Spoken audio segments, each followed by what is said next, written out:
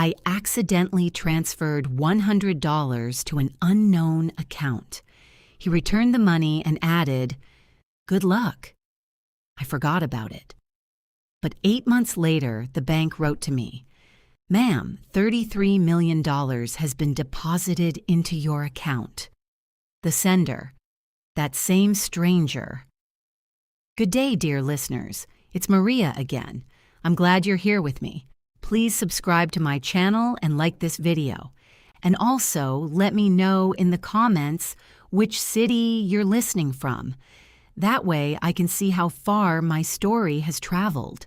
I never thought a mistyped account number could change my life. But then again, I never thought a lot of things that later turned out to be true. My name is Sarah Mitchell.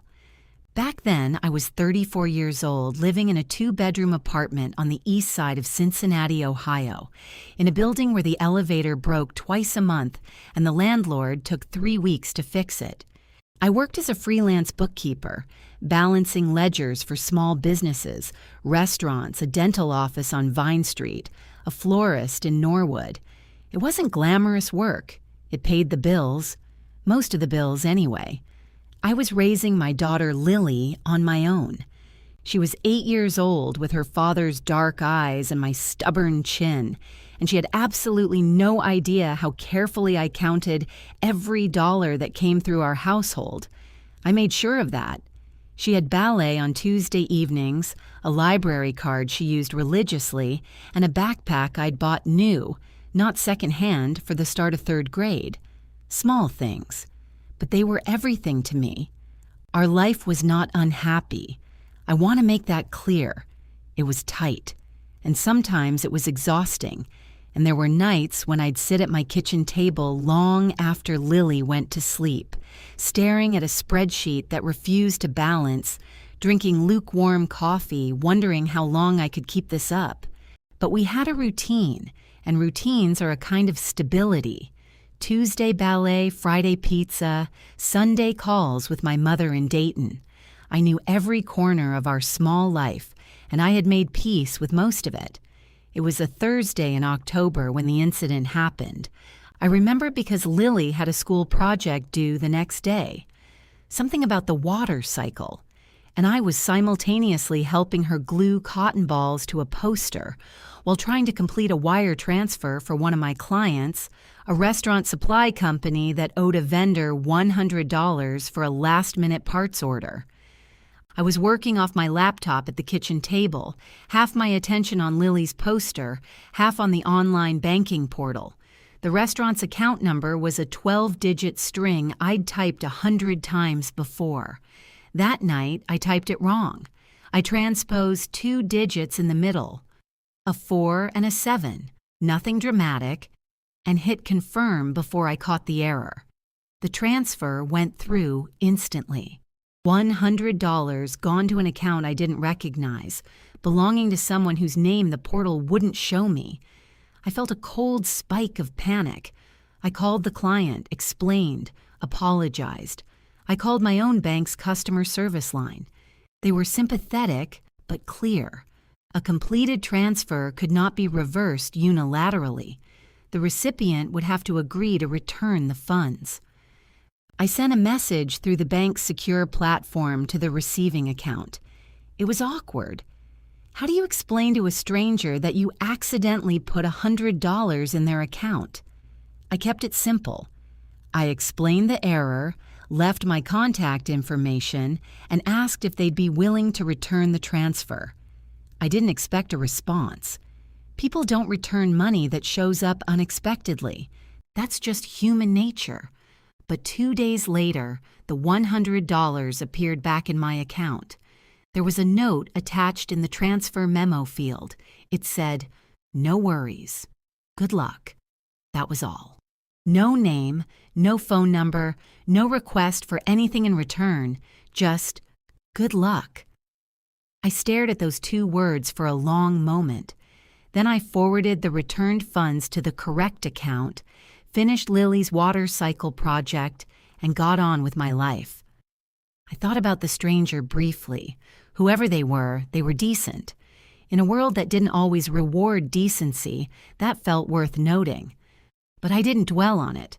I had a dental office's quarterly taxes due the following week. I forgot about it almost entirely. 8 months passed. 8 months of Tuesdays and Fridays and Sunday calls to my mother. 8 months of cotton ball school projects and broken elevator buttons and lukewarm coffee. And then, on a Wednesday morning in June, I was sitting at that same kitchen table, in that same chair, when my phone buzzed with a notification from my bank. I assumed it was a routine alert, low balance warning maybe, or a statement ready to view. I opened the app. The number on the screen didn't register at first. My brain simply refused to process it. I blinked. I set the phone down. I picked it up again. The number was still there, sitting in my checking account like it belonged there, like it was the most natural thing in the world. $33,412,000. The sender name listed was Estate of Daniel J. Reeves. I sat very still for a long time. Outside, a car alarm went off down the street and then stopped. Somewhere in the building, someone was running a vacuum cleaner. The coffee in my mug was getting cold. Who was Daniel J. Reeves? And why on earth, had he just put $33 million into the checking account of a freelance bookkeeper from Cincinnati? I didn't call anyone right away. I know that might seem strange. Most people, I imagine, would have immediately grabbed the phone and called their best friend, their mother, anyone. But something stopped me. Some quiet, careful instinct that had been honed over years of working with numbers, of understanding that money on a ledger means nothing until you understand exactly where it came from and what it's attached to. I put my phone face down on the table. I breathed. Then I opened my laptop and started searching. Daniel J. Reeves, Cincinnati, Ohio. The results came back immediately, and they were not what I expected. Daniel James Reeves had been 71 years old. He had been a retired electrical engineer who, in the early 1990s, had made a modest but ultimately very significant investment in a telecommunications infrastructure company before the sector exploded. He had lived quietly in a house in Hyde Park, one of Cincinnati's older, wealthier neighborhoods, for the last 20 years of his life. He had been widowed in 2011. He had no children. He had died 14 weeks earlier in March of pancreatic cancer. I read his brief obituary twice. It was sparse. 4 paragraphs placed by what appeared to be a funeral home. It mentioned his education, his career, his late wife, Margaret. It mentioned that he was known by his neighbors as a private man who kept a garden and occasionally left vegetable boxes on neighbors' porches without explanation. There was a small photo. He had a kind face. I sat with that for a moment. A kind face. Then I opened my banking app again and looked at the transfer details more carefully. The funds had come from a trust account managed by a law firm, Whitfield & Cole, LLP, based in Cincinnati. That meant this was not a mistake. Accidental transfers don't come from law firms managing estates. This was intentional. Someone, some attorney, had looked up my name and account information and deliberately sent me $33 million on behalf of a dead man's estate. The logical conclusion was almost impossible to accept. Daniel J. Reeves, the stranger who had returned my $100 8 months ago with the words, "Good luck," had included me in his will. I sat at that kitchen table for 2 hours before Lily woke up and padded into the kitchen asking for breakfast. I made her oatmeal with sliced banana, watched her eat it, listened to her talk about something that had happened at recess, and kept my face completely composed. That took more effort than anything I had done in years. When she left for the school bus, I closed the front door and leaned against it and let myself feel the full weight of what was sitting in my bank account. The fear came first. That's something nobody tells you about unexpected money. The first emotion isn't joy, it's terror. Because money at that scale doesn't arrive without complexity. It arrives with tax implications, with legal questions, with people who will want to contest it, dispute it, take it. I thought about the IRS. I thought about probate courts. I thought about what it would mean to have $33 million in an account in my name when I lived in an apartment where the elevator broke twice a month. I also thought about what it would mean to lose it. I'd survived tight budgets. I'd survived a divorce. I'd survived building a life from the ground up with a child and a freelance income and no safety net. I knew how to endure. But the thought of having something this significant within reach and then losing it due to ignorance or passivity made something harden in me. A quiet, resolute voice somewhere under the fear. You are not going to let this slip through your hands because you were too afraid to understand it. By noon, I had written a list. It was the same instinct that made me good at bookkeeping. When a situation is complex, you break it into columns. What I knew, what I didn't know, what I needed to find out, what I needed to do first, what I knew. The transfer appeared legitimate. It came from a law firm. Daniel Reeves existed, was recently deceased, and had been the stranger who returned my $100. He had no children. He had died with a substantial estate. What I didn't know, whether his will had been probated, whether there were other beneficiaries, whether this transfer would be contested, whether there were conditions attached, whether accepting the funds created any legal liability. What I needed first, an attorney. Not a general attorney, an estate and probate attorney who had no connection to Whitfield and Cole. I looked at Lily's half-finished drawing of a horse on the refrigerator door. She had drawn it last weekend carefully with colored pencils and written her name in the corner the way her teacher had taught her. Lily Mitchell, 8 years old, 1 ballet class a week and a library card she used religiously. I picked up my phone. The plan was simple in its first stage. Find a lawyer I could trust. Understand what I had legally received. Understand what was coming.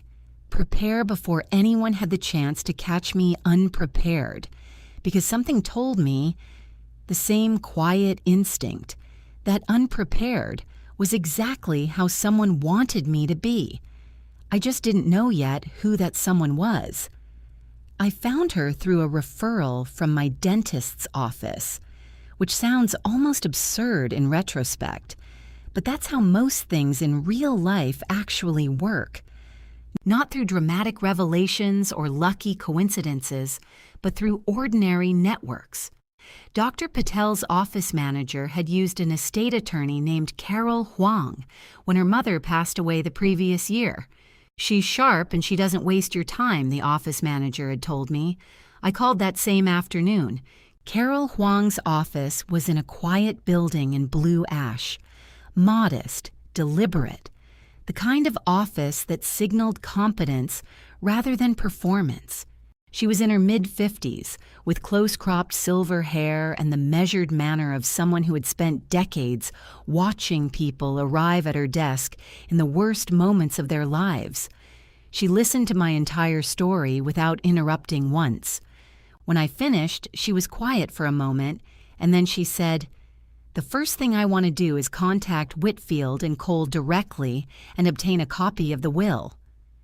"Is that something they're required to provide?" I asked. "If you're a named beneficiary, yes," she said, "which it appears you are." The word beneficiary settled over me with strange finality. It took 4 days. 4 days during which I continued my normal life with rigid, almost mechanical precision, completing my clients' tax filings, packing Lily's lunches, pretending that nothing was happening. I told no one. Not my mother, not my one close friend, Renee, who lived 2 streets over.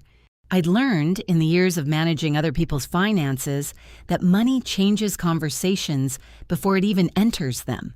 I wasn't ready for that. On the 4th day, Carol called, and on the morning of the 5th day, I drove back to her office in Blue Ash and sat across from her desk and read the document she slid across to me. It was 12 pages long, formally drafted, witnessed, and notarized. Daniel James Reeves had updated this will 7 months ago, 3 months after our transaction, 4 months before his death. Among the various charitable bequests and distributions to distant relatives, there was a section near the end. A specific bequest, clearly worded with my full legal name and my account information, directing that 30% of his liquid estate, which had been calculated at the time of drafting at approximately $33 million, be transferred to me upon his death. There was also a letter of instruction attached. It was not legally binding, but it was personal. In it, Daniel Reeves explained, in plain, unflowery language, that he had been going through a particularly dark period when the $100 transfer arrived. His cancer diagnosis had come 2 months earlier. His closest friends were gone. He had been sitting in his study, he wrote, feeling as though the world had become a place where decent behavior no longer existed in ordinary people. And then a stranger had written him a careful, honest note, asking for her money back and wishing him no ill will. He had found it unexpectedly moving.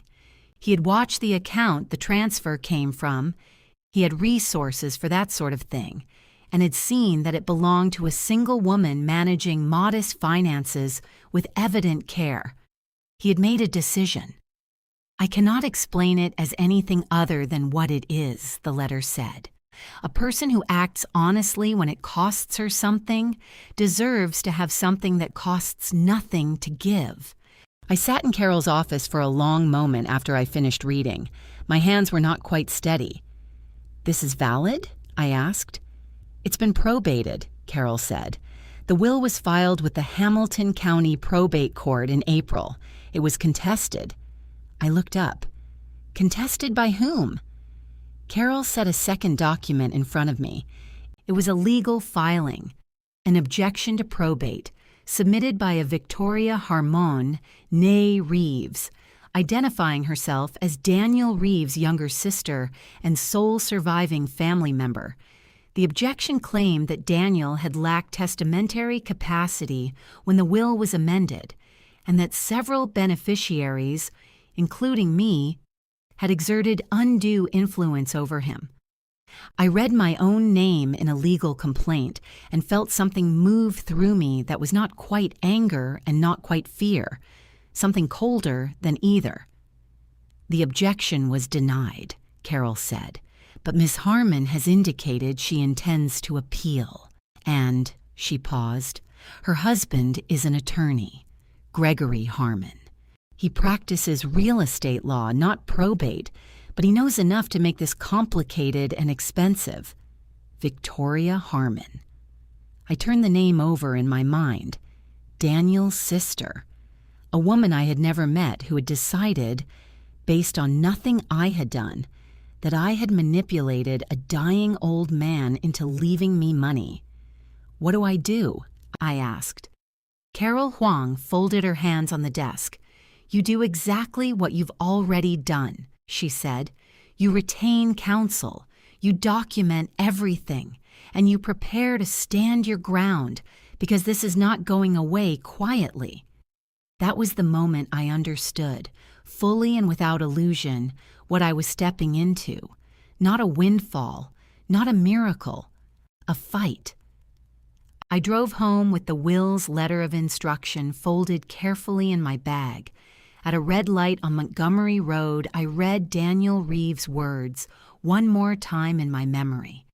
A person who acts honestly when it costs her something deserves to have something that costs nothing to give. He had believed in me before I believed in myself. I wasn't going to let a woman I'd never met take that away from both of us. Carol and I mapped out the strategy over the following 2 weeks. It had 3 stages.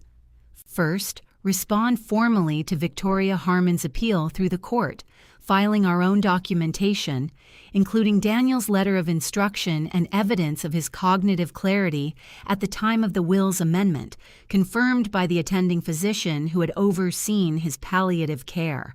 Second, freeze the contested portion of the funds in an escrow account to demonstrate good faith to the probate court, while keeping the non-contested distributions available.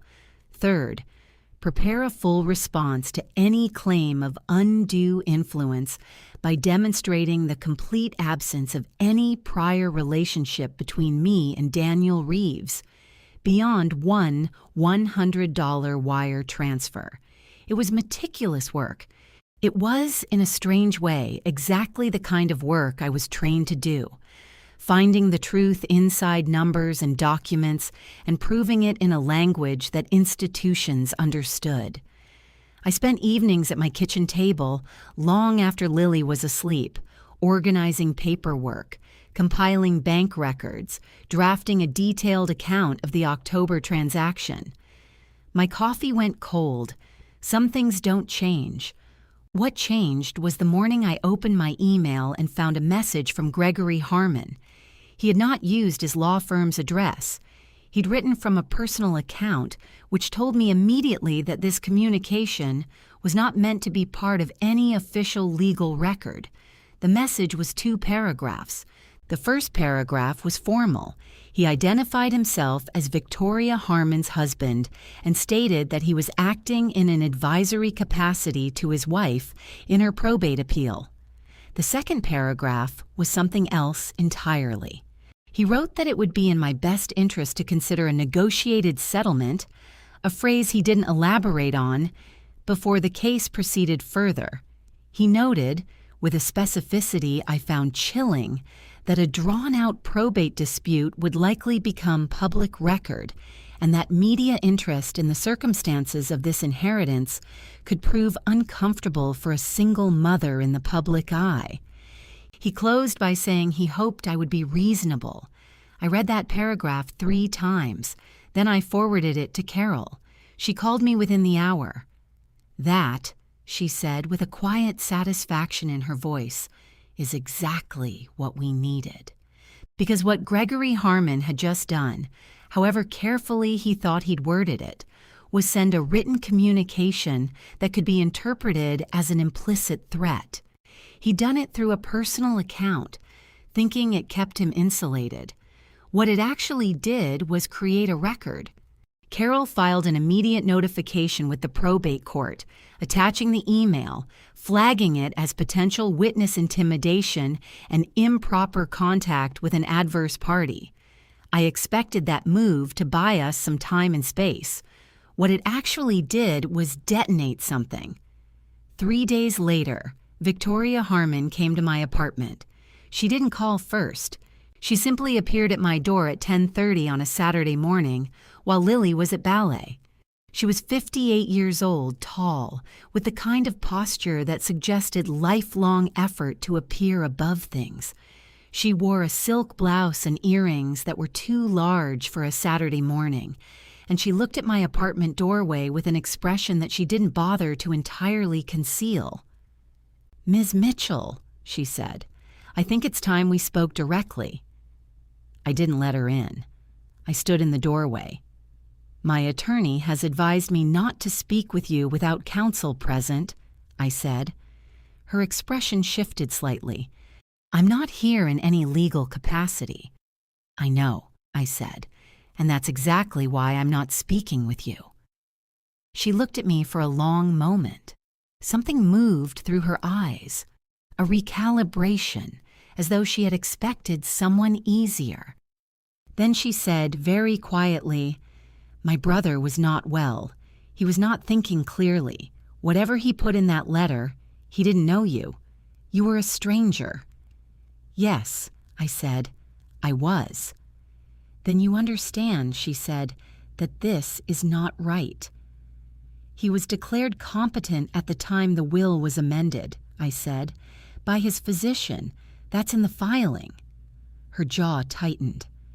"This will cost you more than it's worth." "That's my choice to make," I said, and I closed the door. I stood on the other side of it for 30 seconds, listening to the sound of her heels on the hallway floor, and then the elevator, and then silence. My heart was going very fast, but my hands were steady. Carol was gratified when I called. Less gratified when I told her that Victoria had come unannounced to my home. "Document the date, time, and what was said," she told me. "Everything. From now on, everything." The following week, we received the formal appeal paperwork from the probate court.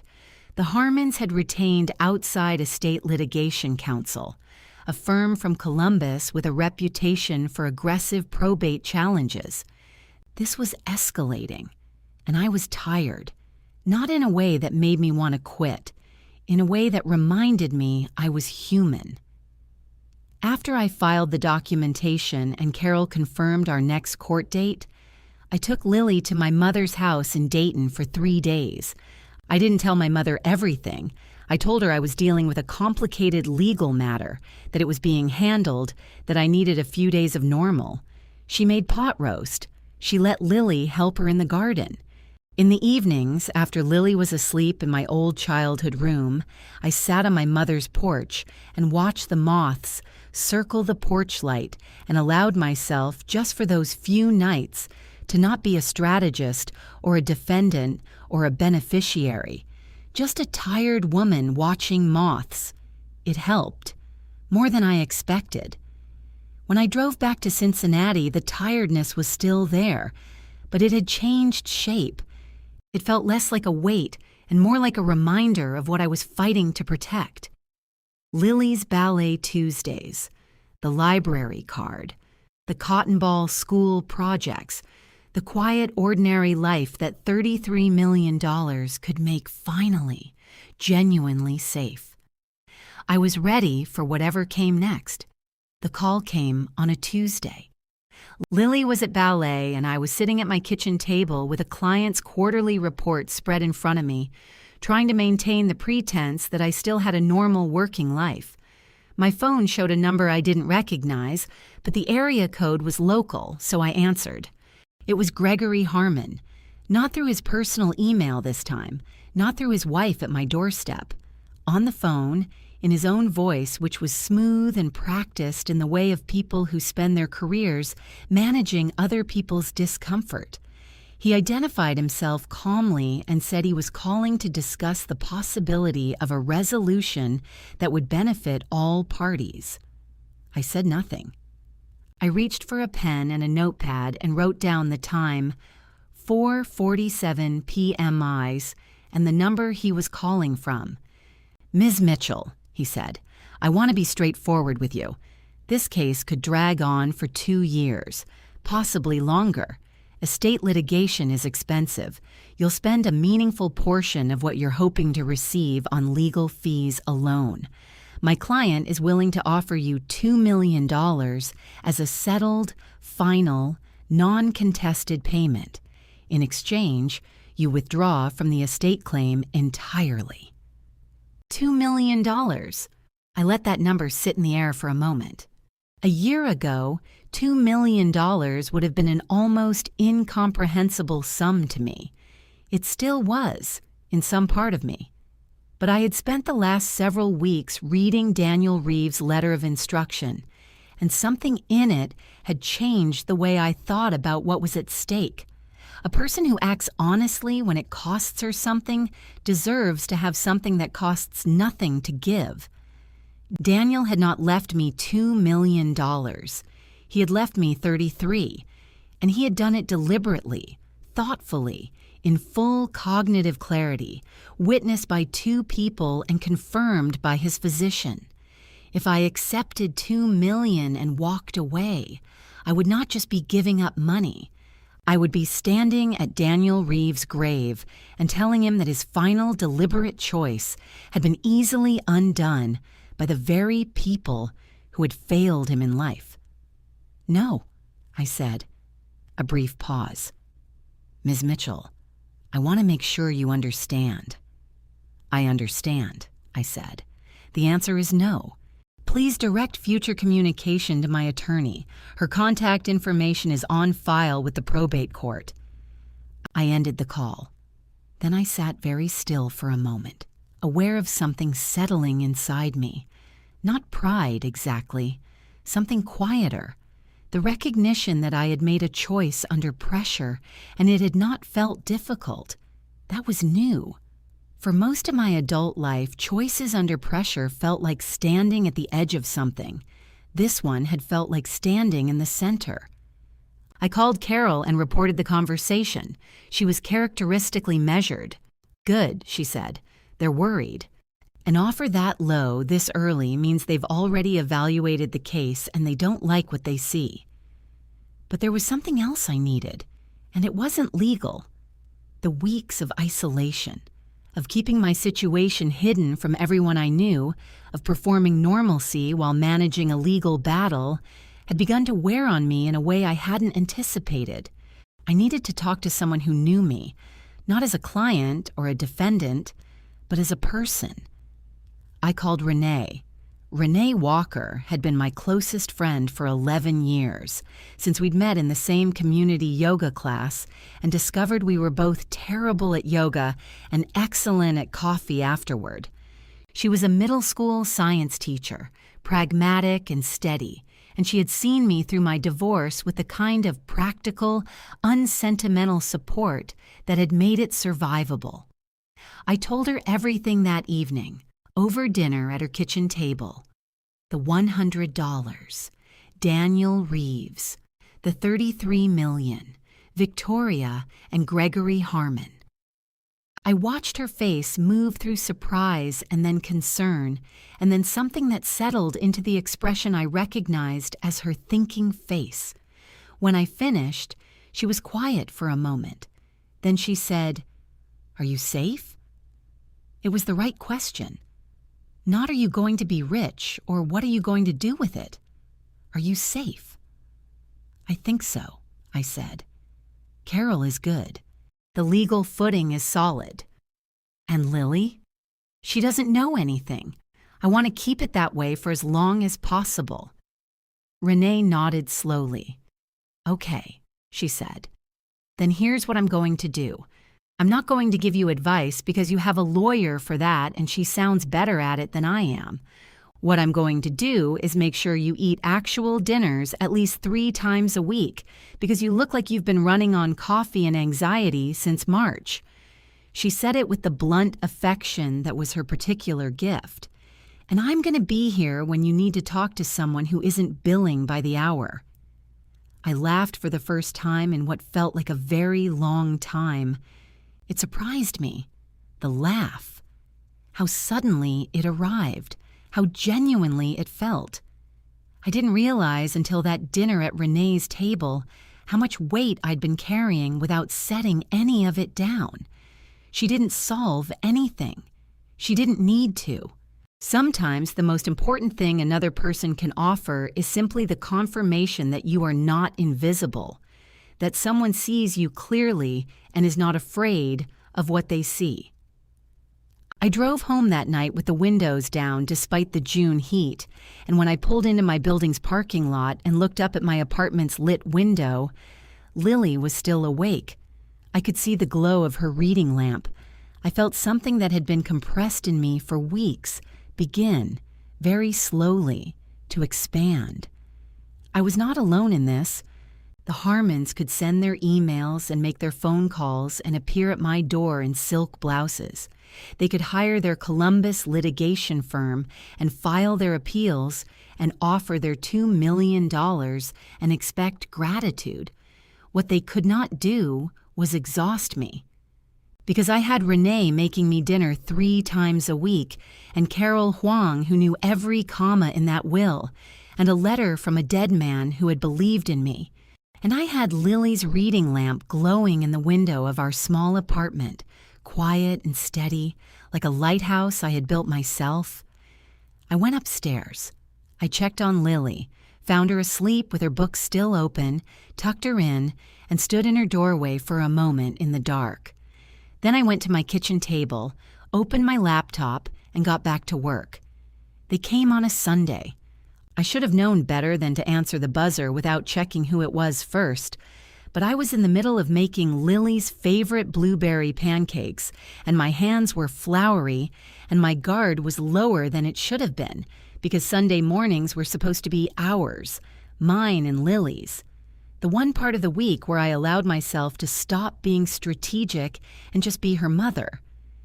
I buzzed them in without thinking. Victoria Harmon appeared in my doorway with a small arrangement of flowers, white hydrangeas purchased from somewhere expensive, and a smile that had been so carefully calibrated that it almost looked real. Gregory stood a half step behind her in the casual clothes that wealthy men wear to signal they're not being formal, which means they are being very formal. They looked, if you didn't know what you were looking at, like two people who had come to make amends. "We hoped you might have a few minutes," Victoria said, informally. I looked at the flowers. I looked at Gregory's practiced, reasonable expression, and I thought about Daniel Reeves sitting alone in his Hyde Park house in the autumn of his life, calling the sister he had known for 60 years, and what that relationship had actually looked like. The obituary had not mentioned her. She had not placed it. "I'm making breakfast for my daughter," I said. "Give me one moment." I went to the kitchen, turned off the burner, and texted Carol. "V and G Harmon are at my door. Uninvited. I'm going to hear them out. Recording on." Carol had advised me weeks ago on Ohio's recording consent laws. The state is a one-party consent state, meaning I could legally record any conversation I was part of. I opened the voice memo app on my phone and set it on the counter. Then I let them in, into my small living room, not my kitchen. I did not offer them coffee. Victoria took the armchair I gestured toward and set the hydrangeas on the coffee table. Gregory sat on the edge of the couch with his forearms on his knees, which was, I would realize later, a posture designed to suggest relaxed sincerity. I sat in the chair across from Victoria with my back straight and my hands folded in my lap. "We want to apologize," Victoria began, "for how things have escalated. That was never our intention." Wasn't it? I thought. But I said nothing.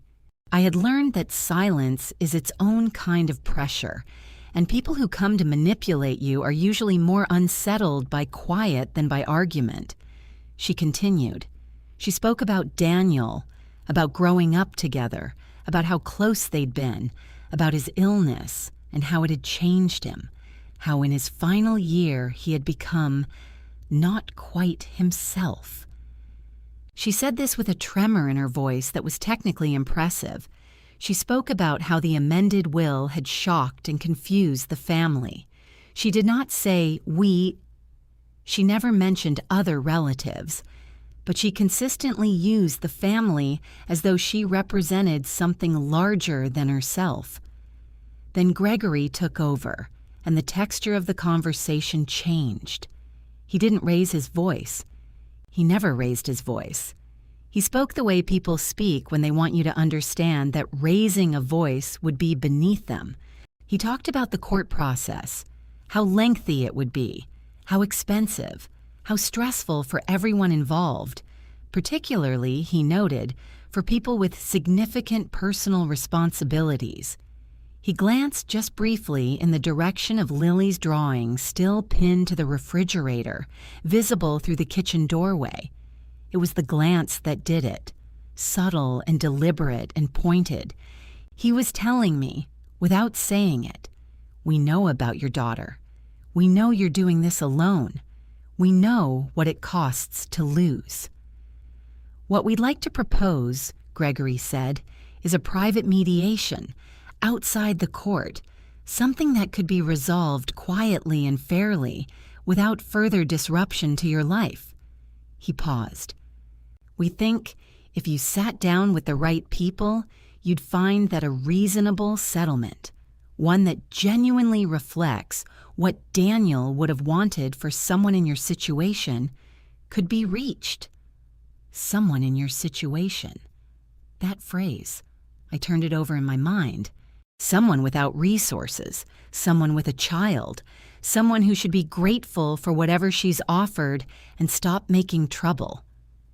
I looked at Victoria. She was watching me with an expression of careful, practiced sympathy, and for a moment, just a moment, I felt the pull of it, the exhaustion of the months behind me, the weight of the still unresolved legal fight ahead.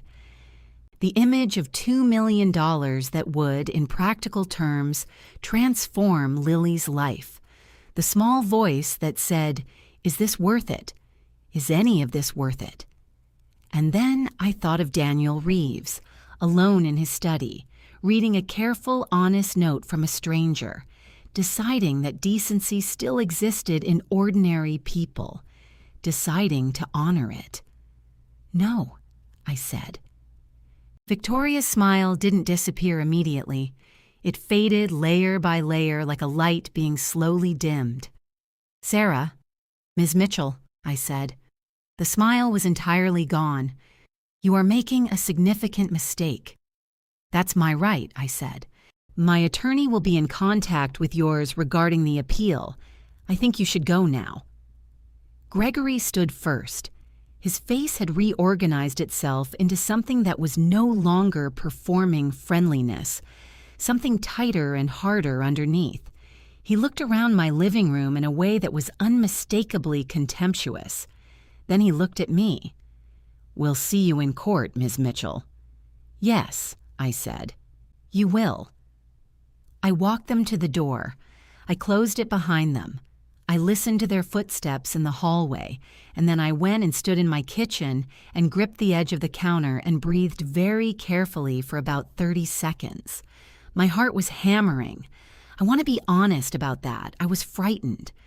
Gregory's glance toward Lily's drawings had lodged in me like a splinter. The implication that my daughter could become leverage, that her welfare was something they felt entitled to reference, to shadow over.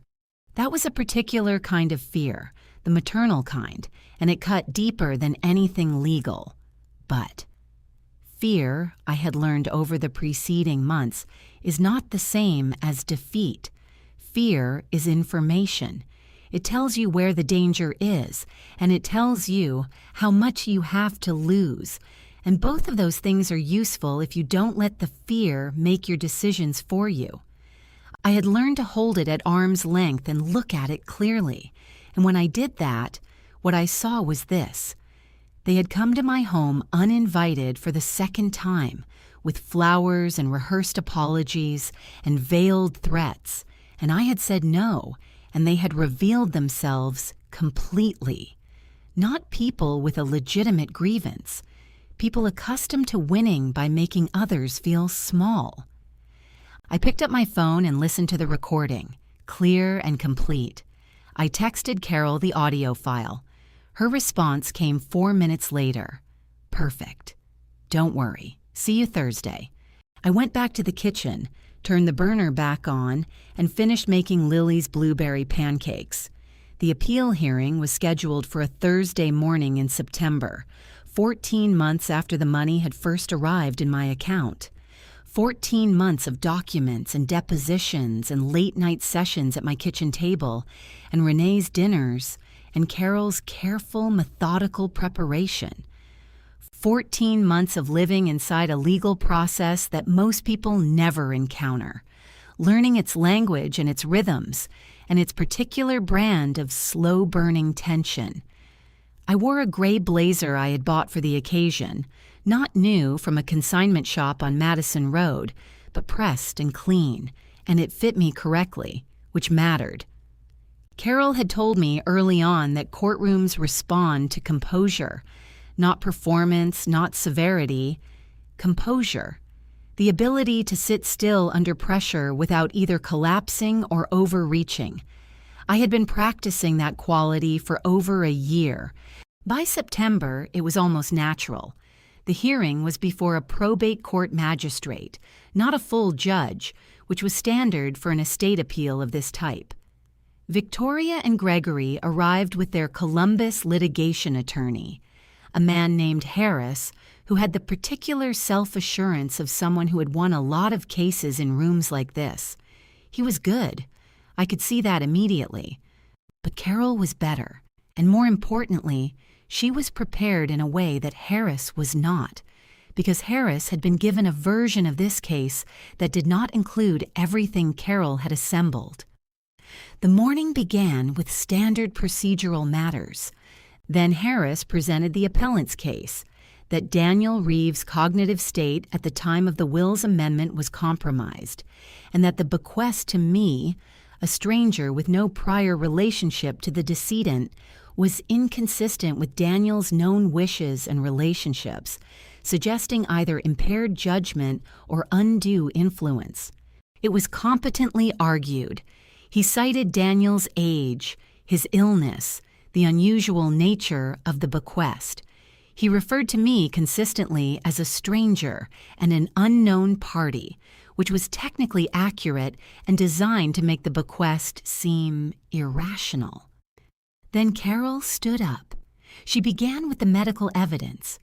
Dr. Patricia Lim, Daniel's attending palliative care physician, had provided a detailed written statement, which Carol had spent 6 weeks obtaining, verifying, and formatting in accordance with the court's evidentiary standards, confirming that Daniel Reeves had displayed full cognitive clarity at every assessment conducted during the period when the will was amended. His MMSE scores were in the normal range. He had discussed his estate decisions openly with Dr. Lim. He had been, she wrote, one of the most lucid and deliberate patients I have had the privilege of caring for. Harris objected to the scope of the statement. The magistrate overruled him. Then Carol introduced Daniel's letter of instruction. Not as a legal document, it wasn't, but as evidence of his intent and reasoning, admissible under the circumstances. The clerk read it into the record. The courtroom was very quiet while it was read. I kept my eyes on the table in front of me. I knew what the letter said. I didn't need to hear it again. What I needed to do was sit still and let Daniel's own words do what they were designed to do. Then Carol presented the bank records, the complete documented history of the October transfer, my initial error, my communication to the receiving account, Daniel's return of the funds, and his 2-word message, time-stamped, verified by the bank. An account of a transaction between 2 strangers, one of whom had chosen to respond with extraordinary generosity, and the other of whom had simply done the honest thing. Harris attempted a counter-argument that this transaction, being so minor, could not reasonably be construed as the foundation for a $33 million bequest. Carol's response was measured and precise. The question before this court is not whether Mr. Reeves made a decision that others would have made. The question is whether he made a decision freely, deliberately, with full cognitive capacity, and within his legal rights as the sole owner of his estate. The evidence demonstrates, comprehensively, that he did. Then she introduced the document I had not known about until 3 weeks before the hearing. It was a letter that Daniel Reeves had written to Whitfield and Cole 14 years ago, at the time of his original estate planning, in which he had stated, clearly and in his own handwriting, that he did not wish his sister Victoria to receive the primary portion of his estate.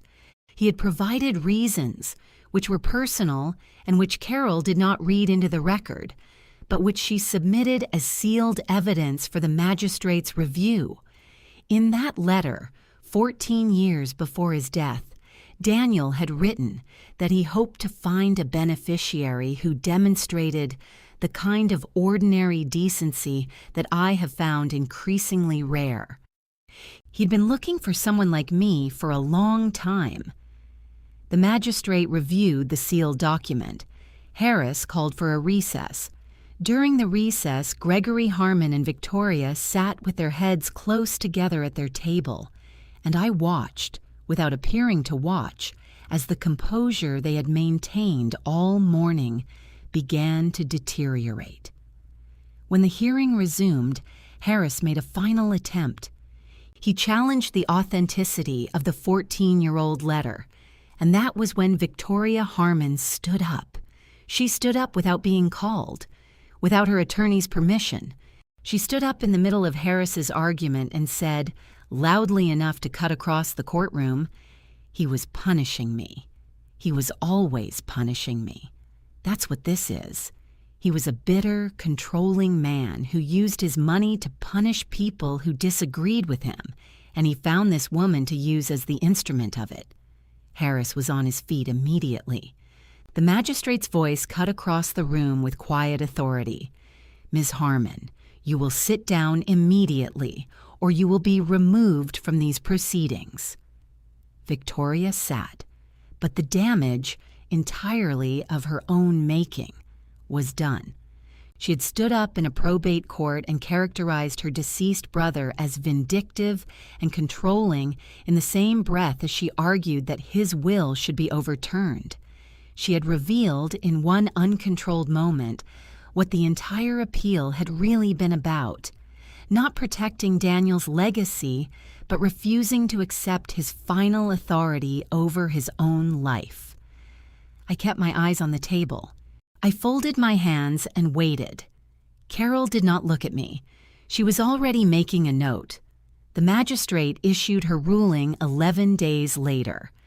I read it in Carol's office, in the same chair where I had first read Daniel's will. Carol handed me the document and let me read it without commentary, which I had come to appreciate about her. She understood that some moments require silence. The ruling was 12 pages of precise formal language, and I read every word of it. The appeal was denied on all grounds. The magistrate found that the evidence of Daniel Reeves' cognitive clarity was extensive, credible, and unimpeachable. She found that there was no evidence, none, of undue influence, noting that the distance between the claimant and the decedent made any mechanism of influence logistically impossible. She noted that the decedent's documented long-standing intention to exclude his sister from the primary beneficiary position, established 14 years prior, rendered the appellant's claim factually unsupported. And she noted in a paragraph that Carol later told me was unusual in its directness, that Victoria Harmon's spontaneous outburst during the hearing had provided the court with unsolicited but informative evidence of the relational dynamics underlying this dispute. Magistrate's language for, "Your client's behavior in my courtroom told me everything I needed to know." Harris filed for an appeal to the full probate court within the week. We were prepared for it. What we were not prepared for was how quickly it collapsed. The full probate court declined to hear the appeal. Unusually swift, Carol told me, indicating the reviewing judge had found no merit worth the court's time. Then Gregory Harmon filed a supplemental motion arguing new evidence. The new evidence turned out to be a photograph of me and Daniel Reeves together, which, when Carol investigated, proved to be a digitally altered image. Daniel's face had been placed on a different man's body in a photograph taken at a public event 3 years ago. Gregory had hired someone to fabricate evidence. Carol reported it to the court immediately. The motion was not just denied, it was referred to the Ohio State Bar Association for investigation. Harris's firm withdrew from the case within 72 hours. Gregory, who had filed the supplemental motion himself using his own bar license, was named directly in the referral. I did not feel triumphant when Carol told me this. I felt tired and very clear, relieved that it was over, aware of the work of recovery still ahead, but past the acute crisis. I thought about Gregory on my couch, glancing at Lily's drawings on the refrigerator. I thought about how entirely avoidable all of this had been, for them.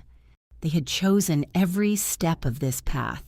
The probate ruling stood. The full $33,412,000 minus legal fees and taxes for which Carol had prepared me months in advance was mine. The estate of Daniel James Reeves was closed.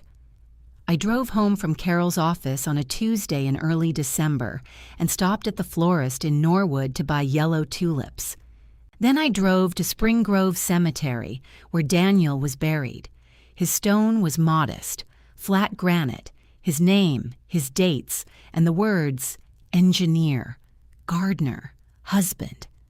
I set the tulips against it and stood in the December cold for a while, not praying exactly, something adjacent to it, something that wanted to acknowledge what I owed to a man I had never met, who had seen something in $100 mistake that I hadn't seen in myself. Good luck, he had written. Thank you, I said to his stone. It worked. I drove home. I made Lily's favorite dinner: pasta with butter and parmesan, garlic bread, orange juice. She talked about her friends and a book about horses, and I watched her and listened and let the reality of everything settle into the bones of our quiet, ordinary evening. She didn't know yet. I would tell her eventually in age-appropriate installments as our life changed. But not tonight. Tonight she was just a 9-year-old eating pasta with butter, and I was her mother, and we were home. That was enough. The first thing I did was pay off every debt I had, methodically, the way I would balance any ledger. When it was done, the sensation was not unlike setting down something very heavy that you'd carried so long you forgot it was there. I slept differently. I bought a 4-bedroom Craftsman in Oakley, 8 minutes from Lily's school, with a backyard garden I filled with vegetables. I thought about Daniel's porch boxes of tomatoes left for neighbors without explanation. I understood that impulse completely now. My life didn't become glamorous. I still did bookkeeping, still drove Lily to ballet on Tuesdays. The rhythms of ordinary life turned out to be not a symptom of scarcity, but a structure I had built and genuinely wanted. What changed was the absence of that low, continuous frequency of financial worry I had lived with so long I'd forgotten it was there. Victoria lost everything she'd fought for: her appeal, her husband, her house in Indian Hill, her reputation. Gregory's law license was suspended after the Bar Association investigation concluded. His firm dissolved within months. She had wanted what Daniel deliberately withheld from her for 14 years. In chasing it, she lost everything else. I left tomatoes on 4 neighbors' porches that summer, without a note. If you had been in my position, the money in the account, the pressure to walk away, what would you have done?